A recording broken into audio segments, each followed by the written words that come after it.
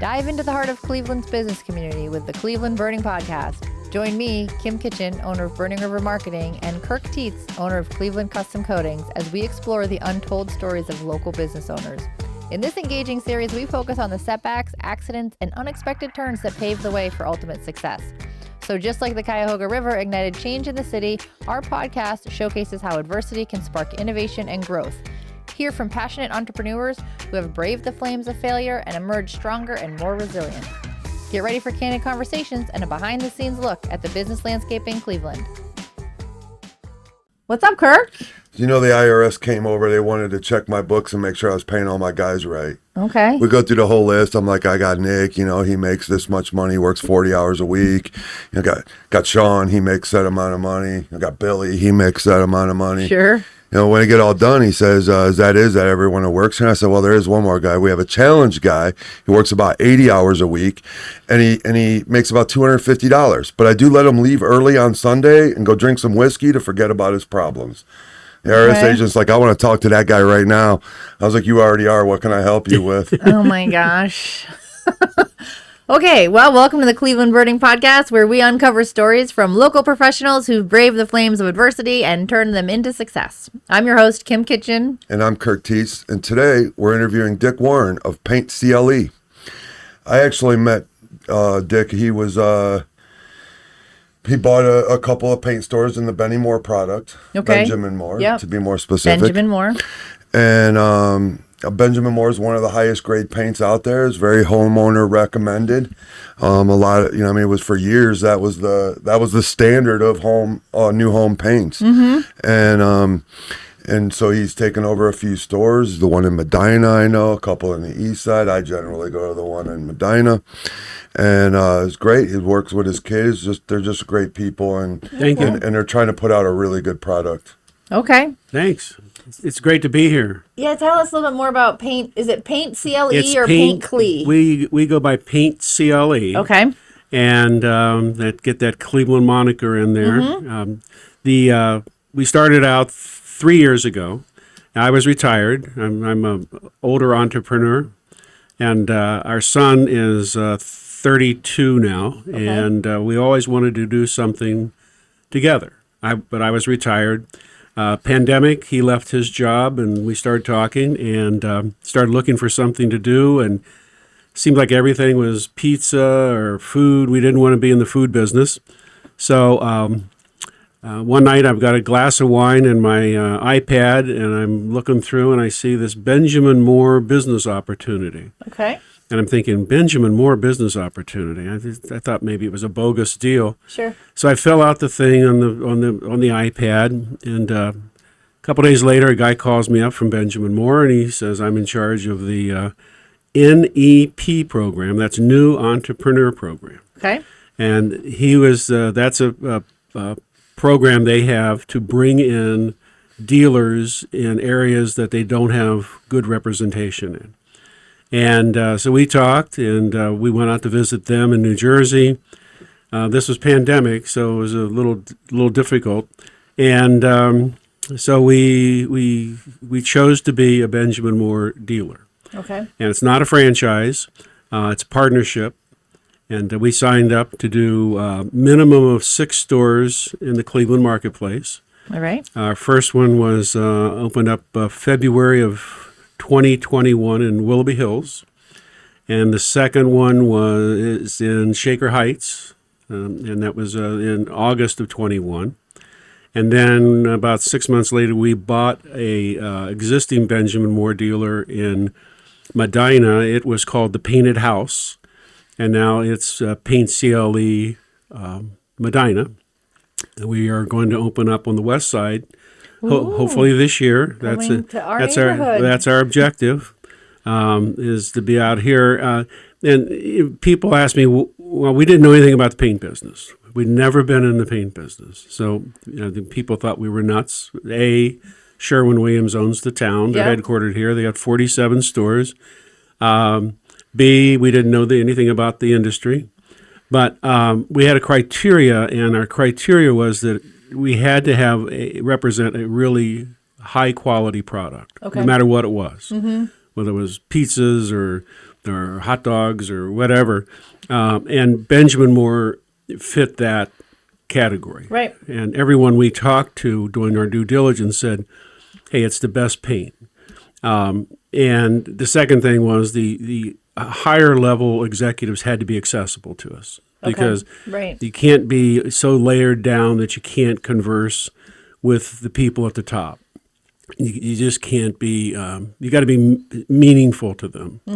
And they met that objective. They're a Berkshire Hathaway company, so they're very well funded.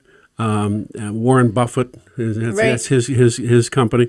Lubrizol in Cleveland is another one of their companies. So they're all well thought of. Okay. So met the objectives. We passed the test, opened up the first store, and it took us about 3 months before we figured out what paint was. I mean, we had to go to school, and we were doing the school online. We got very lucky that we hired a manager there who, Josh, who was just a great guy. Yeah. And Did he come with some paint experience? He came with a lot of paint experience, and he became our teacher. And so it was a relationship that he was our associate, and he was teaching us the business. Yep. And Benjamin Moore brought in people to help us too. So that was our start from ground zero. Well, congratulations. That's exciting. I Yeah. mean, you're still in this new process. Now, your West Side store will be your fourth store or your fifth store? That'll be our fourth store. So you'll still have 2 more to go. I think you should stay on the West Side. Well, the strategy is to kind of circle, kind of follow the outer belt. Okay. So the next store would probably be down in Parma, North Olmsted Or like area. Strongsville. And then down into Strongsville, Independence. Yep. So that's There's a lot of stuff going on there. A lot of paint needs. There's a lot of needs. Our residential business is only about 25% of our business. Oh. I'm going to say not residential, our retail business. Okay. That would be someone walking in. So if I'm going to paint my house, I'm walking in. That only represents 25% of your sales. Your retail. Yep. Yeah, you would be a retail customer. But Kirk's got a big job, and he comes in and he buys for a project. That's your other 75%? That's the 75% is the commercial. Now, that could be a guy or a gal with a truck and a brush, or it could be one of the real large paint contractors in town who buy millions of gallons. So we've been able to get into each of those segments. Benny Moore was forgotten in town. Blonders was the dealer, and they went out of business about 7 years ago. So only place you could buy it was Ace Hardware, and painters don't want to go to Ace Hardware. So. That is true. That is absolutely true. I don't even want to go to Ace Hardware. I mean, I do, but I don't really. Well, they're nice people. They just are nice. They just don't know paint. That's true. And you can't get the right pricing. The contractors want they want bottom line pricing. You know. So we do a lot of commercial work, and in those arenas, they kind of tell us, here's the product you use. They put out a spec, they call it, and it tells us what products to use. And you have to go through a lot to try to get an architect to change the products that they've chosen. Okay. It's not just for paint, it's for every system all the way down. It's this type of shingle, this type of 2x4. And we actually just did the Radiant Bride in Lakewood, and it was spec'd with Benny Moore. We actually used Dick's store in Medina, and I think one of the ones on the east side had been supplying and delivering out. One of the greatest things about their stores is that even if you're not local, where they can get you the paint right away, where it's a distance, they will deliver it. Dick was saying that. To the good customers. Yeah, we have to deliver, and not only to good customers. If somebody needs a gallon of paint and it's a retail client, we'll get it to them. So that's great because we have to do that because we're outnumbered. Like DoorDash for paint. And we're like also so their service is fantastic, is what I was. Thank saying you, at. thank you. Is that why you call him Benny Moore? Like he's a buddy? Like. And it's just been a thing for a long time. Is that the paint lingo? Do all the painters call it Benny Moore? Some Ben Moore, some but usually, I mean, nobody calls it Benjamin Moore. Like it doesn't go that far. It's a better brand. Call Benny me Ray, Moore. call me Jay. Just come in the store. That's Well, Dick, you know the theme. We've prepared you a little bit. Now that we know how successful you are and you've been, tell us a little bit about how maybe some of that success has come from initial mistakes or failures or time where you thought everything was going wrong and it actually it wound up being all right. I was telling Kirk, I'm 77 years young, and I've been in business since I was 16. I've been working since I was 16, and I was thinking about mistakes. And one of the problems with mistakes is that sometimes you don't know you've made a mistake for years, and it's just not like in business. It just doesn't. Hey, I made a decision yesterday and I screwed up. Sometimes that happens. You could hire the wrong person; they quit the next day. Right. But big mistakes are different. And I think my first mistake I thought about was, and I mentioned to you that we became a Benjamin Moore dealer because of quality. Easy to sell quality. It's really hard to sell junk. Yeah. And so I was in the office furniture business, and that's what I really grew up in. I was an interior designer, and then I was in sales, and then came to Cleveland to manage an office furniture company. So what time frame was that about? We came to Cleveland in '84. Okay. And then the company that I was with decided in 1993 to leave Cleveland. Okay. So I had a choice of going back to Columbus with them, or I could venture out onto my own, go to work with somebody else. I chose one of our best clients was Cleveland Clinic. Okay. So I called them and I said, I got a chance to go out on my own. Would you give me some business? And they said, well, if you do a good job and you've got a good product. We had done some business with them and we were selling them some desks, and I was able to get that product line. So I had a big house with a mortgage. I had a 2-year-old son, and I ventured out with one client, and they gave us business, and it was enough to sustain us from the desk business, but we needed more. So in the office furniture business, you need a panel product. Panels. Panels, okay. Like the cubicles. Cubicles. You need a good cubicle product. Well, we chose a product. And it turned out to be, after of 4 years of effort, it just wasn't able to compete with the big panel companies. Okay. So I was always making excuses for what I was selling. Because the big companies were Steelcase and Herman Miller and Hayworth. These were big, giant companies in that business. And I was coming in with this product X. So I told my wife when I said, I'm getting killed. I'm talking to architects. I'm having a hard time getting specs. I can't compete on price, and it's just not quality. And so she's pretty smart, and she said, "Well, go get another company." That's pretty smart. Yeah. So Go get a better quality product. Yeah. So we did. We found a Canadian product called Technion, and it had one feature. It had flexibility. And normal panel, you buy it 66 inches high. It's always 66 inches high. Their product, you could buy it 66, but you could take a layer off and it became 55. Oh, nice. And you take another layer off, it became 42. Okay. So it was vertically stackable. Flexible, yeah. So it was very flexible, and the wiring it was a thicker panel, and all the wiring ran inside. So we were able to sell those features, and instantly we picked up the other big part of the clinic's panel business.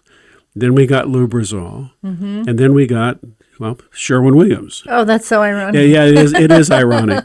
So, and a number of other. So that helped us.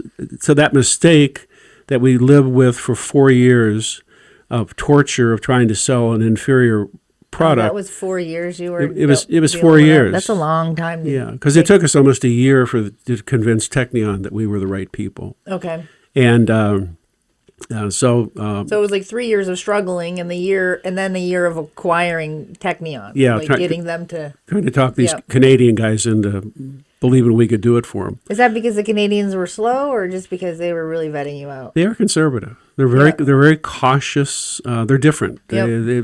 Time goes differently in Canada than it goes down here. Yep. I mean, fast food up there is An hour. yeah. That's going into the donut shop and coming out an hour later. Yeah.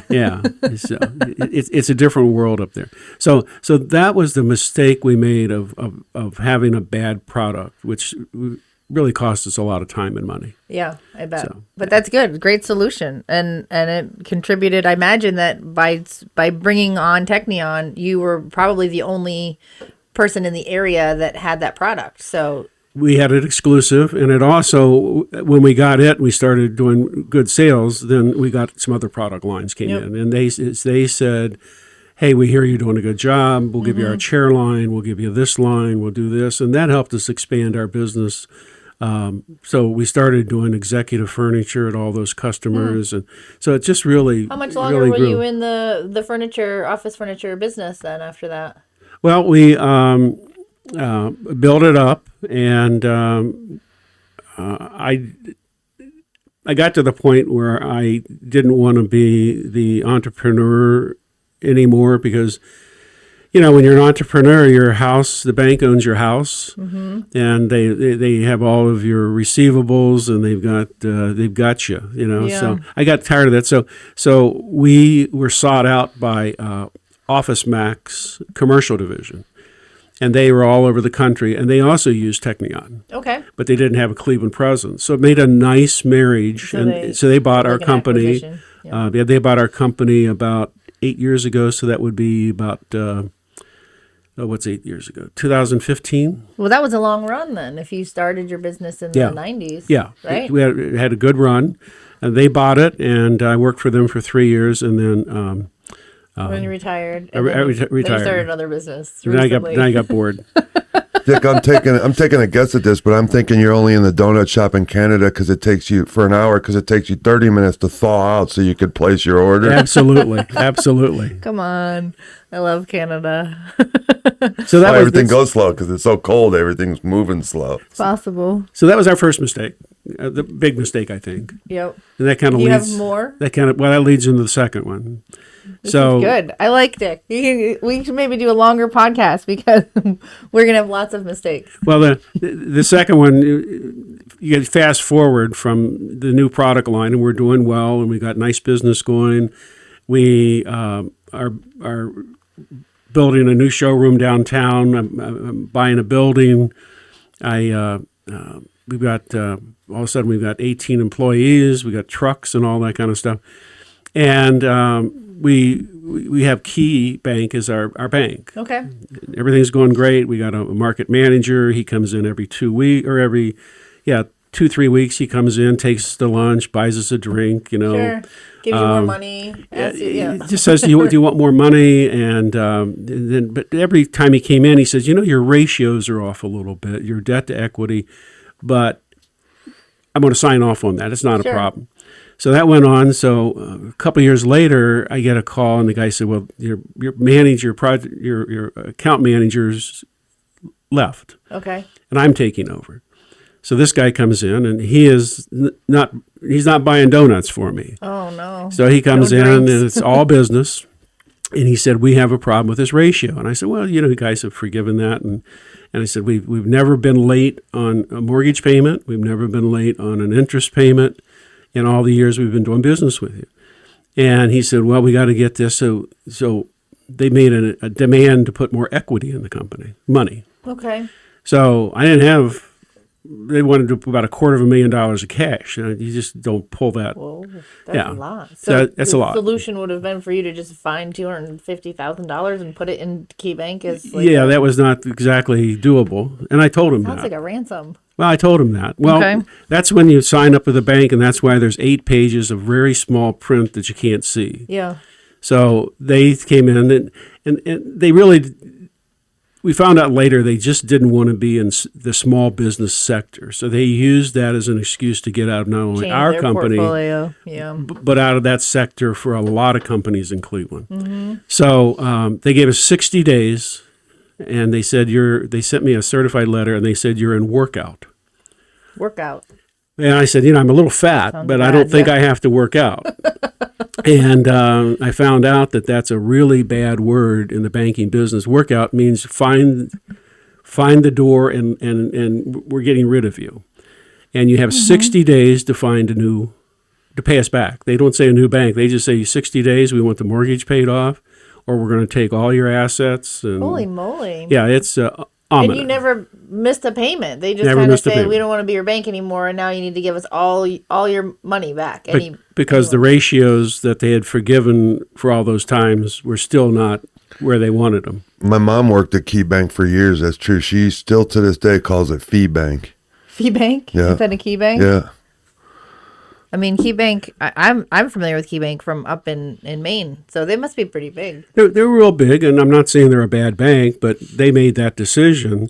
So that put us on a very short fuse. We had to find a new lender in 60 days.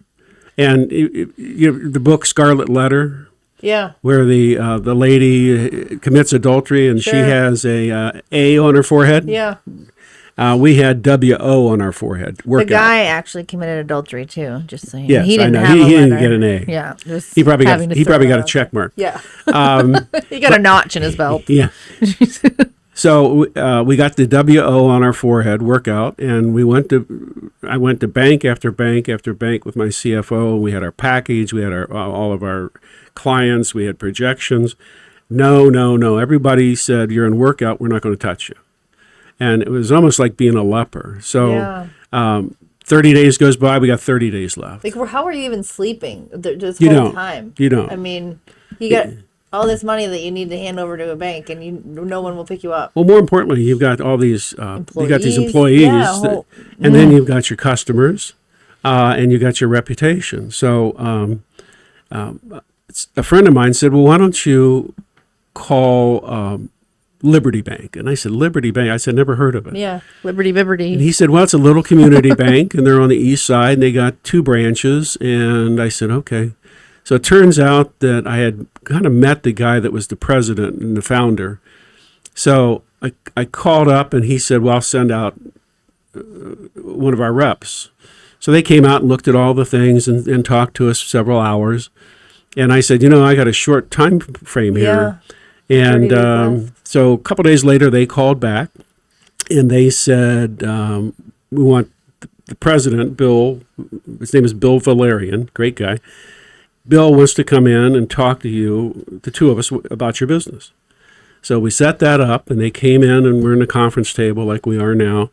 And they talked for about a half an hour, and Bill looks at me, and he put out his hand and said, we're your new bank. Nice.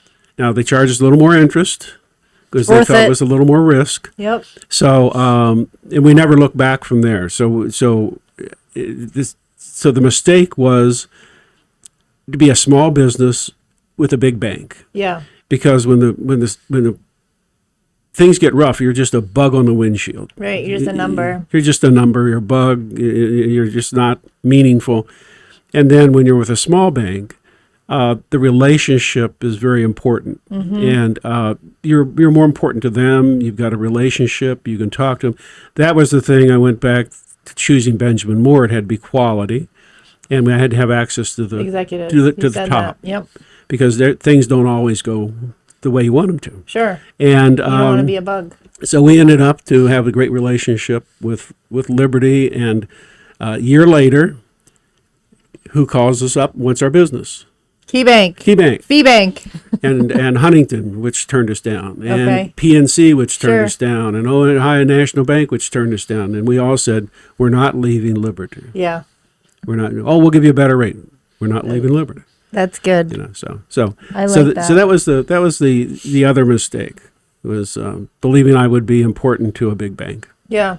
Almost cost us our business. Yeah. And like I said, I don't know how you slept for that, whole time frame. I didn't. Yeah. I had lots of bourbon. I usually ask how people got over, their issue, but you pretty much explained that, and that was great. We got to sit here and listen to the story, and that was awesome. Yeah. Oh, thanks. I didn't even have to guide you into the next question. You really answered it for us already. Well, it's business, I've found a business is a process, and if you're really honest with people and you're out there with them, it'll work out. People said to us, "How are you ever going to compete with Sherwin-Williams?" Yeah. And I said, "Well, I'm not going to compete with Sherwin-Williams. I can't. What I can do is bring a product to the market that fills a niche, a quality niche, and 3 years we'll soon be the second largest Benjamin Moore dealer in Ohio. The largest is in Columbus. Okay. They've been in business for 30 years. They have 5 stores. They run a great operation. So we're catching up, and we get our West Side store going. We project we'll be the largest in Ohio. Well, you're doing just what Kirk said. You're answering the next question, because I was just going to say we like to leave on a high note, something positive, and tell us a little bit more about what you're promoting and anything fun and exciting going on in your business. So just keep saying what you were saying, because it sounds like that's exactly where you were going. Well, we chose to stick with the quality. So we added spray equipment. We have Tritech, which is the kind of Mercedes-Benz of the sprayers. Okay. We have Graco. But we picked up Tritech, which we think is quality. We just picked up in our stores. We'll have Festool sanding equipment. They're sanding equipment that takes all of the dust out of the air through a vacuum system, and painters love it. So that'll be in our stores. We joined really exciting. We joined a buying group, which is a $2 billion buying group, probably 90% of which are Benjamin Moore dealers across the country, independents like us. Okay. And that gives us better buying. So we'll be able to get better pricing on This is like the equipment and things that you on put in your- brushes okay. and the spray equipment stores. and plastic. Painters buy a lot of plastic. We weren't competitive before. Now we are. Okay. They buy a lot of tarps and brushes. So all of that will be more competitive on. So that's the good news going into 2024.